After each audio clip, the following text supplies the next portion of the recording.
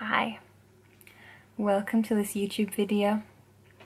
Segues are weird, but so is this poem I'm about to read you right now.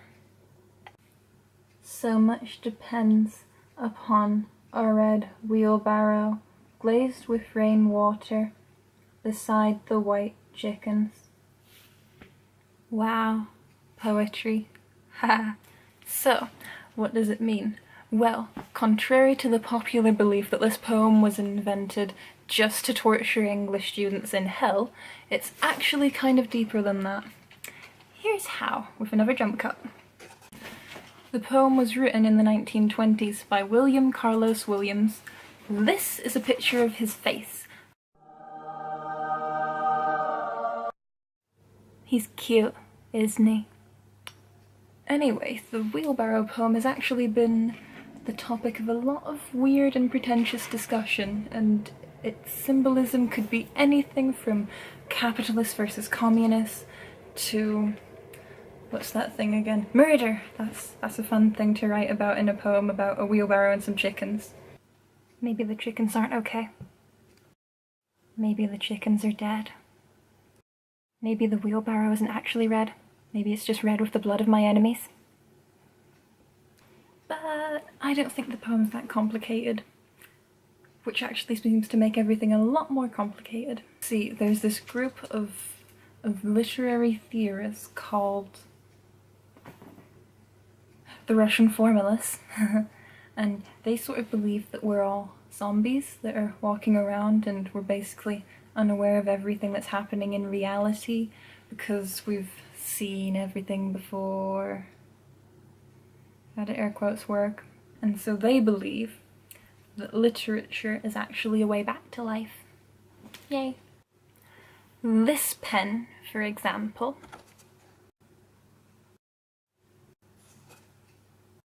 this pen is something I experience on a normal, everyday kind of basis. I can hold it and click with it, but I can also write with it. And it does a little clicky thing. See? Absolutely no magic here, it's just a normal pen. But to a Russian formalist, they would be thinking, well, you see, this pen isn't really the best thing ever, but at the same time, when you really think into it, from a Russian formalist perspective, they dissect everything to a ridiculous level. So they're thinking, look at the thing that my hand does. Ooh, look at the sound it makes when it clicks. Look at the ink in it. Think about the ink in it. The ink can turn into words, and the words can turn into things on paper, and words are just squiggles on paper, but they have sounds, and isn't that weird? And aren't we sounding high right now? We are, and that's the point of Russian formalism, probably. But if I were to think about all these facets of the pen while I was trying to write something with it, I'd be too busy thinking, whoa, squiggles have sounds. That is so cool, dude. So basically, the Russian formalists thought as literature as a way of helping us see the world in a more detailed and not pedantic at all kind of way. Literature helps us see the finer details in life. The green light at the end of the dock in Great Gatsby can make you realize that your dreams are dead. The dead mice in Of Mice and Men can make you realize that your dreams are dead. There's a lot of dead dreams in literature, that's fun.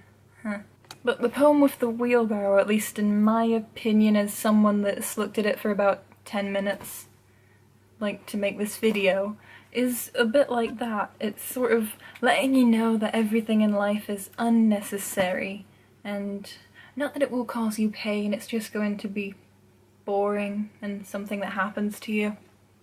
Yay.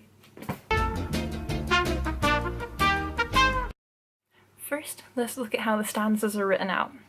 So much depends upon a red wheelbarrow glazed with rain water beside the white chickens. Whereas if you read this poem like a normal person, it would just be, so much depends upon a red wheelbarrow glazed with rainwater beside the white chickens. See, more proof that normality is just relative to how you speak.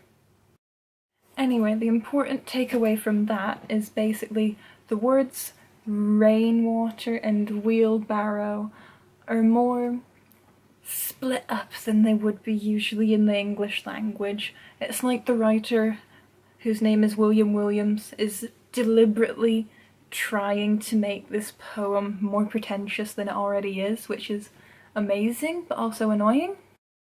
But we also have the first stanza, which contains 6 syllables, the second stanza, which contains 5 syllables, and the third stanza, which also contains 5 syllables, but the last stanza, which contains 6 syllables again, which kind of makes the whole thing sound like a horrific cycle of just looping wheels, like a wheelbarrow. Also like the Russian formalists thought our pointless lives are. But the fact that the poem is as broken and the words are fragmented and all of the stanzas are so short just seems to make literature nerds like me lose our fun. Basically, it leads to a lot of arguments like, well, those stanzas clearly mean that we're all trapped in the capitalist machine. Don't be ridiculous. What about the chickens? Well, obviously those symbolize money.